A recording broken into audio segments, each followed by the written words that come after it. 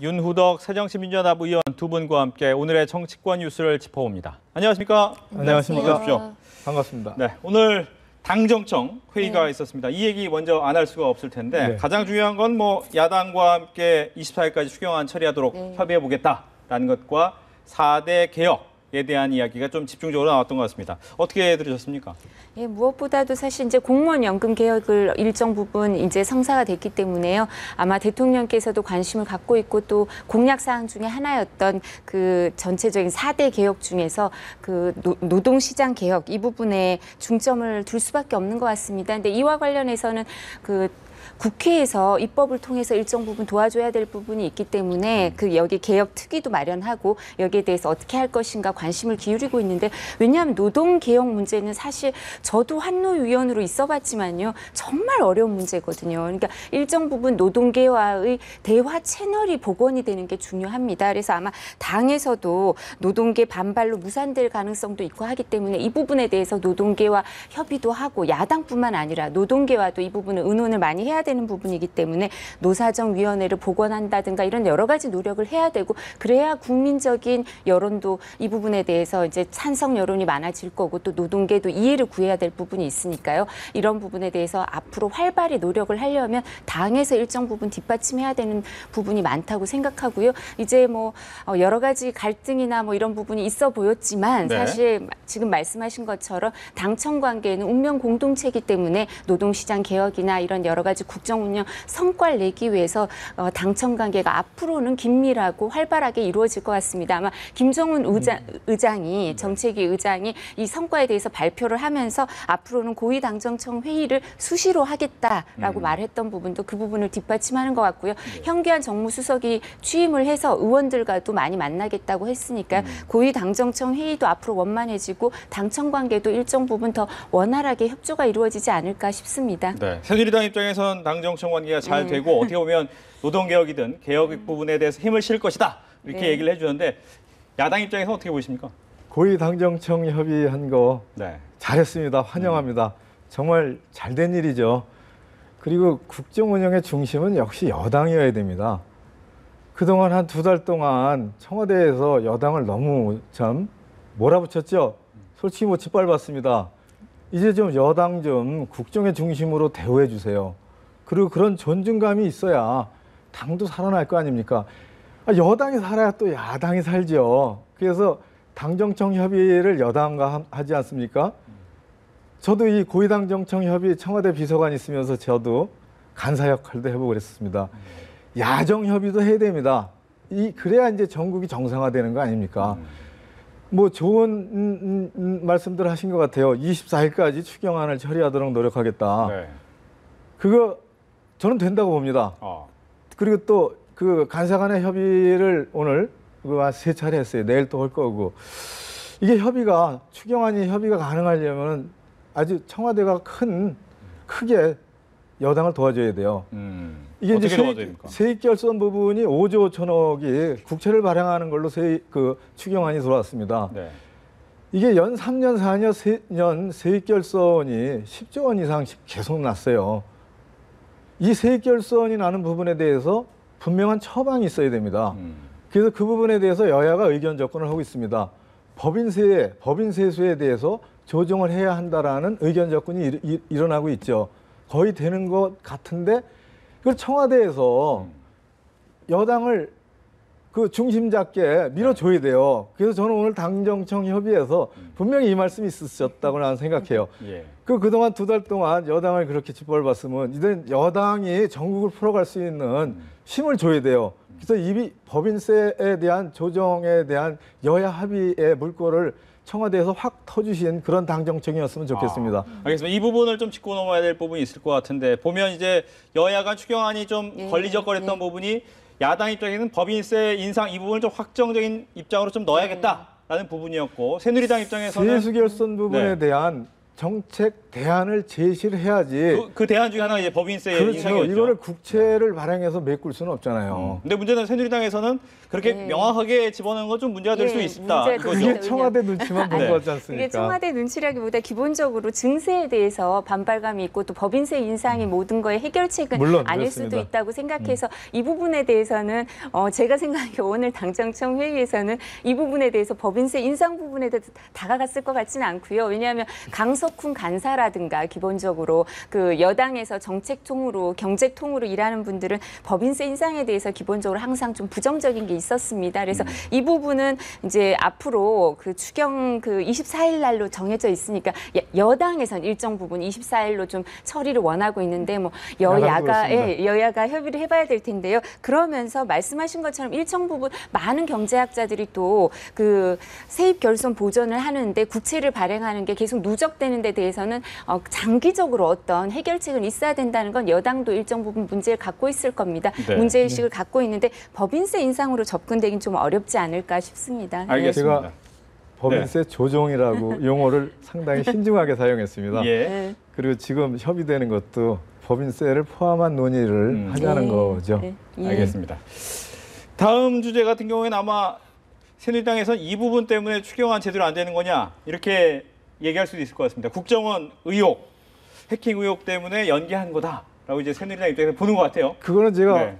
여야 협상에 나가는 분들, 우리 원내 대표부하고도 통화를 하고 왔습니다. 예. 전혀 연계할 네. 의사도 없고 그렇게 하지도 않고 있습니다. 아하.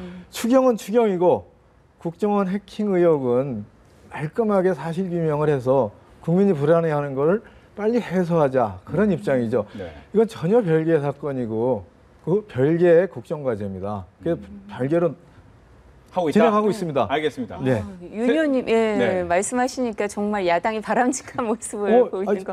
네. 근데 저도 생각해 보면 그 여야가 이 문제 추경은 사실 타이밍 아닙니까, 그죠? 그냥 타이밍이고 이 부분이 집행이 되려면 일정 부분 시간이 있는 게 맞기 때문에 그 윤 의원님 말씀처럼 7월 내로 7월 24일 네. 정도에 결정이 되는 게 맞는 것 같고요. 이와 연계해서 어떤 조건을 붙인다든가 하는 건 부적절해 보입니다. 그래서 그렇게 말씀하신 것처럼 국정원 진상규명 뭐 해킹 의혹과 관련된 진상규명은 뭐 하려고 하면 이 부분에 대해서는 정보위 차원에서 국회 차원에서 또 이 부분은 밝혀야 할 거고요. 또 이게 추경과 연계되는 건 부적절한 게 맞는 것 같습니다. 네. 네. 추경과 연계되지 않는 이제 국정원 해킹 의혹에 대한 이야기로 넘어가겠습니다. 하나만 좀 첨부. 어떤 거 아시겠습니까? 노동개혁을 하자는 화두가 이제 네. 나왔잖아요. 이건 이제 그 우리 변호사님도 정확하게 지적하셨지만 노동개혁과 함께 가야 됩니다. 그리고 노동계와 대화 채널을 폭넓게 열어놓고 사회적 협의, 사회적 대타협의 방식으로 가야 우리 경제를 선순환시킬 수 있는 기폭제가 될 수 있죠. 우리가 공무원 연금 개혁 진짜 오래간만에 사회적 합의를 통해서 이뤄냈지 않습니까? 여야 정 노동계 다 합쳐서요. 그런 성과가 불과 몇 달 전이에요. 그 동력으로 노사 문제, 노동 문제에도 노동자와 함께 폭넓은 논의를 사회적 대타협의 방식으로 해나갔으면 좋겠습니다. 알겠습니다. 국정원 얘기로 넘어가도 되겠죠? 예. 네. 국정원 얘기 같은 경우에는 계속해서 이제 의혹 제기다. 아니다. 왜 안보를 좀 불안하게 하느냐라는 이제 이런 이야기로 크게 나누어질 것 같습니다. 어떻게 보면 이제 오늘 나왔던 내용 중에 하나가 차량 번호판, 뭐 CCTV 번호판 색깔이 다르다, 또 차량도 다르다 이런 얘기가 나옵니다. 이 부분은 어떻게 봐야 될까요? 제가 이제 이 얘기를 듣고 번호판이 녹색이냐 흰색이냐 이런 네. 얘기 아닙니까? 그러니까 어떤 생각이 났냐면 얼마 전에 인터넷 검색 순위 중에 아주 높게 올라간 게 여성의 이제 드레스인데 이게 무슨 색으로 보이느냐 이렇게 해서 파란색이냐 금색이냐 앵커님도 기억나시나요? 맞습니다. 네, 그래서 어떤 사람은 상당 부분이 아마 30~40%는 한 무슨 색깔 그리고 60%는 무슨 색깔 아주 파란 색과 금색이 아주 비슷한 숫자로 이렇게 나뉘어져 있었는데요. 근데 이것처럼 이 녹색과 흰색 그런 건 배경에 따라서 일정 부분 다를 수도 있을 것 같고 여기서 중요한 건 번호판 색깔도 물론 중요하겠지만 그렇다면 왜 번호판을 교체했다고 생각하는지 이게 중요할 것 같거든요. 그럼 차량을 교체했거나 아니면 차량 번호판을 바꾸거나 네. 이런 의도가 있었다고 생각하니까 그 차량 색깔, 그 번호판 색깔이 다르다고 주장하시는 것 같은데요. 그렇죠. 근데 차량 번호는 동일하다고 특히 등록 증명서에 있는 번호 번호와 동일하다고 얘기를 하시는 것 같거든요. 그럼 차량이 교체됐다는 얘기인지 이런 부분을 밝혀봐야 될 것 같은데 지금 경찰에서는 그 CCTV를 그러면 그 흰색으로 보이는 그 당시에 CCTV를 계속 단계적으로 보여줄 테니까 영상을 다 보여줄 테니까 봐라. 그럼 그 영상에 보면 어떤 때는 약간 녹색으로 보이고 어떤 때는 흰색으로 보이니까 이거를 다 공개하겠다라고 하는 입장이니까요. 그런 걸 봐야 되지. 그냥 이게 녹색, 흰색 사람의 눈만 갖고 내지는 일정 부분 주변 환경에 따라서 색깔은 조금 다르게 보일 수도 있는 건데 그것만 갖고 판단하는 건 적절하지 않은 것 같고요. 또 저는 국정원 이 직원의 이 부분과 관련해서는 좀 그 사망 사건과 관련해서 배경이 있다 이런 걸 야당이 기본적으로 얘기하는 분들이 있는데 거기에 대해서는 사실 어떤 근거를 갖고 얘기하는 게 좋지 또 여러분들이 추리 소설을 쓰거나 아니면 근거 없이 의혹을 확장하는 건 국민들한테도 뭐 불안감을 확산시키거나 이렇게 바람직하지 않은 거고요. 그렇지만 잘못된 부분이 있거나 사실관계로 뭐 이 부분이 의문이 있다고 하는 거는 또 경찰이나 또 뭐 국정원이나 밝혀줄 의무는 있다고 생각합니다. 이게 기본적인 신뢰가 없기 때문에 이런 의혹이 자꾸 생기는 거니까 일정 부분 국정원도 반성해야 될 부분이 있죠. 예. 뭐 변호사님이라서 뭐 너무 말씀 잘하시네요. 이게 이제 사건의 뭐 본질은 전혀 아니죠. 우선 고인의 명복을 빕니다. 그리고 유가족들에게 심심한 또 위로의 말씀을 드리고 정말 안타까운 사건이 일어난 거죠. 근데 이게 뭐 자동차 번호판 이런 문제는 뭐 전 솔직히 관심이 없어요. 이 과정에서 전 국가안보위에서 애쓴 직원이 그 자살에 이른 그 과정에서 국정원 내에서 어떤 그 기간 중에 어떤 일들이 있었는지 소위 이제 감찰이 좀 심했다라는 얘기들이 있는 거지 않습니까?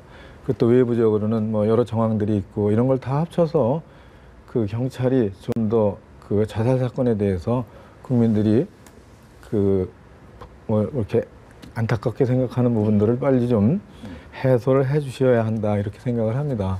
근데 이 사건 국정원의 해킹 또 해킹 의혹 사건은 사실은 참 해괴망측한 사건이죠.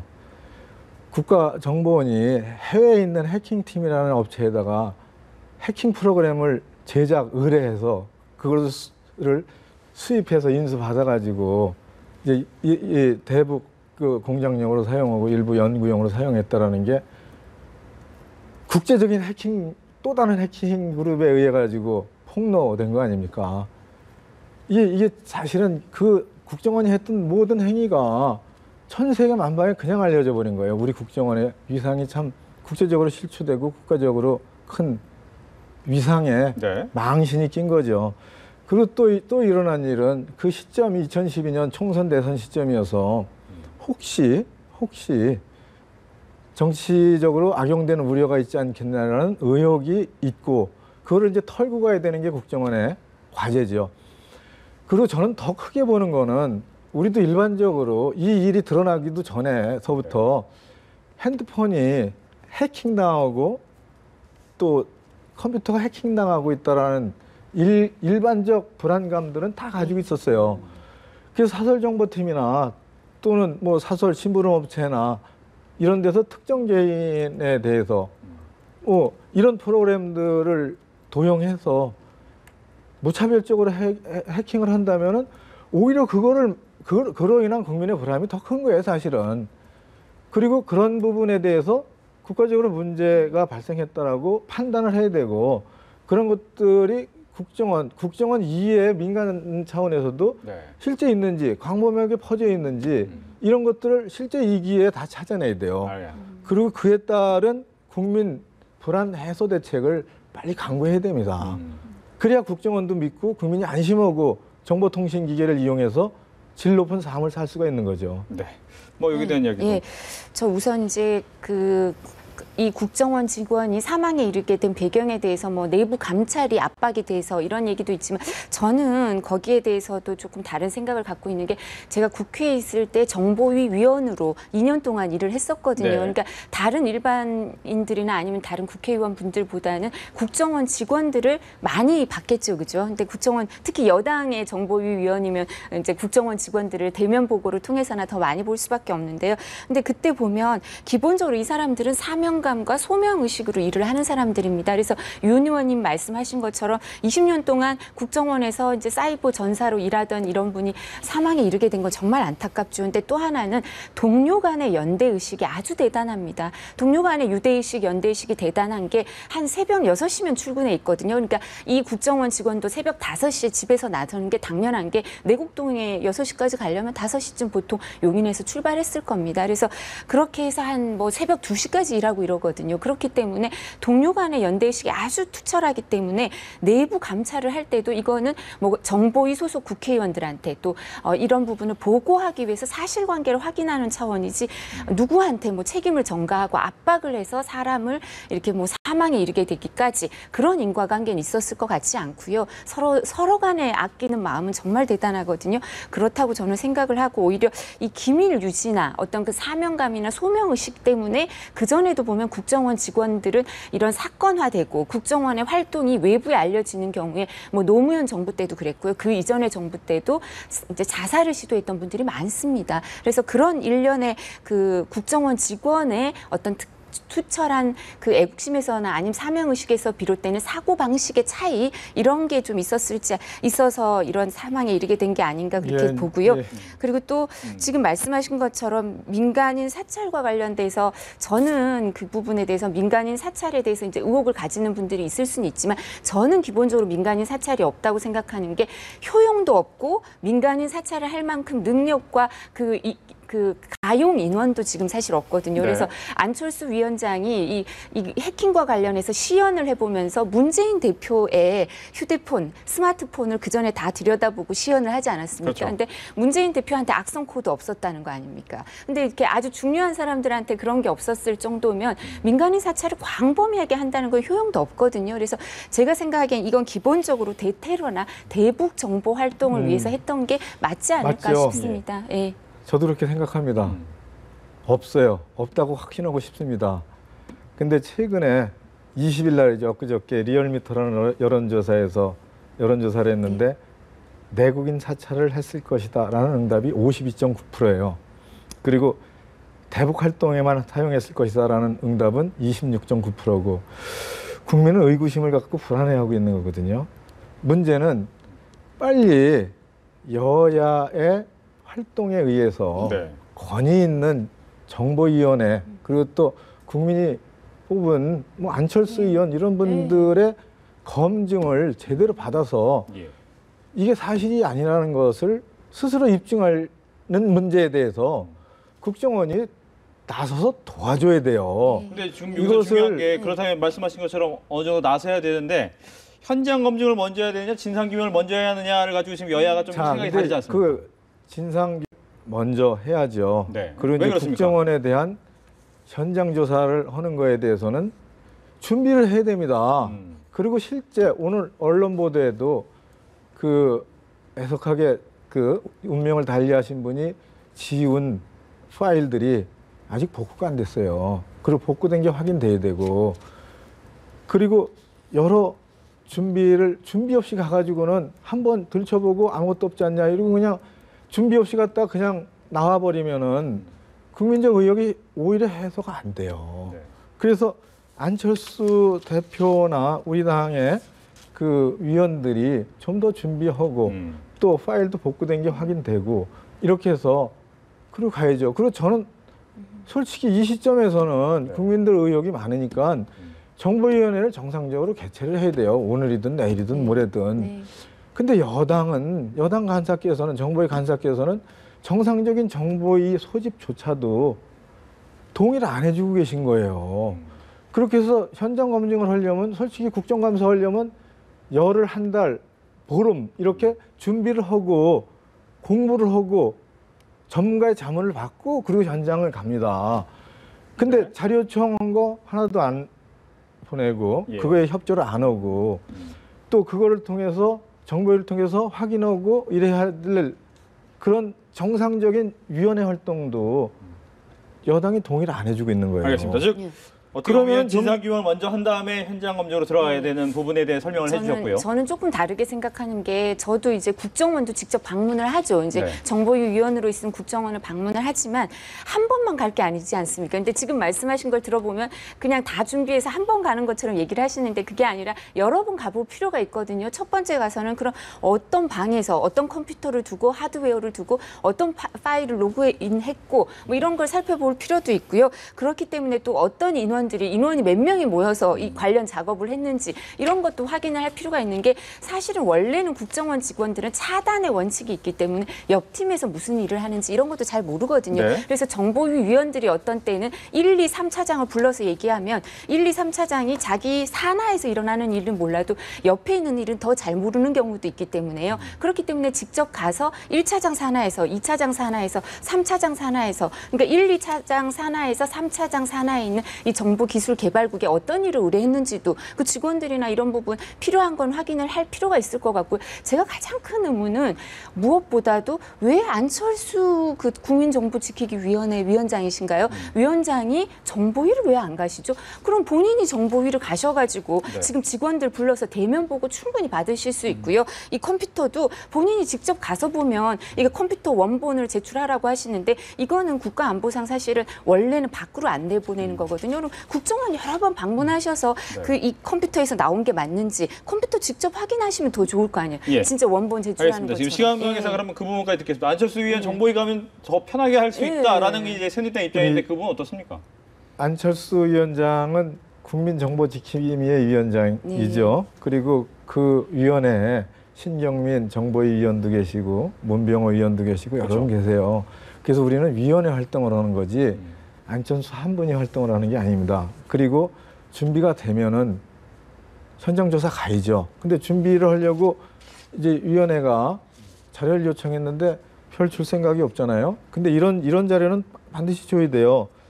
그 원격 제어 시스템을 운영하면서 받은 대통령 또는 법원의 감청 영장.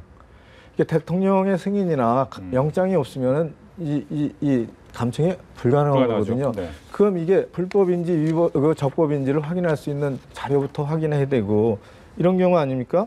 사망 직원에 대한 내부 감찰 보고서, 진술서 포함 이런 것들은 네. 국가 기밀이면 대면 보고 받으면서 보안 다 하죠. 대한민국 국회의원이 애국심 없는 국회의원이 어디 있습니까? 그리고 국가를 위해서 헌신하는 국가정보원의 비밀을 유지 안 해줄 국회의원이 어디 있겠어요. 그래서 믿고 여당이든 야당이든 믿고 국정원이 오히려 국민적 의혹에 휩싸이는 것을 해소를 하려면은 야당의 국민 신뢰, 이 부분에 전문적 국민 신뢰가 있는 안철수 의원에게 오히려 의지해야 된다고 봅니다, 저는. 그러니까 정보위 들어오셔가지고 네, 국회법에 따라서 보고 제 개인적으로는 그래요. 네. 준비가 되면은 사보임에서 정보위 들어가십니다. 네. 그건 네. 당연하죠. 네. 그리고 그런 상태에서 조사를 핵심에 바로 이르게 그렇게 준비를 합니다. 말씀하신 대로 두 번, 세 번, 네 번, 다섯 번 갈 수는 없는 거 아닙니까? 아니, 현장을. 가셔도 될 텐데요. 예, 알겠습니다. 지금 뭐 시간 관계상 어느 정도 내용은 한 번 정도나 가면 아마 또 그렇진 내릴 않을 거예요. 겁니다. 그렇진 뭐 않을 겁니다. 이 부분에 대해서 이제 두 분에게 팽팽한데 말씀하신 것처럼 뭐 정보에 가서 하는 것이 편할 수도 있다. 아니다 어느 정도 준비가 된다면 당연히 가면 되지 당연히 않느냐 가죠. 이렇게 얘기할 수 있기 때문에 이 부분은 국가기밀사항은 국회 정보위원한테 보고할 수 돼 있거든요. 국회법상. 알겠습니다. 이 부분은 당연하죠. 뭐 나중에 다시 한번 또 이야기를 나눠보도록 하겠습니다. 지금까지 토론인 이두화 변호사, 윤우덕 새정치민주당 의원 두 분과 함께했습니다. 오늘 얘기 잘 들었습니다. 네, 감사합니다.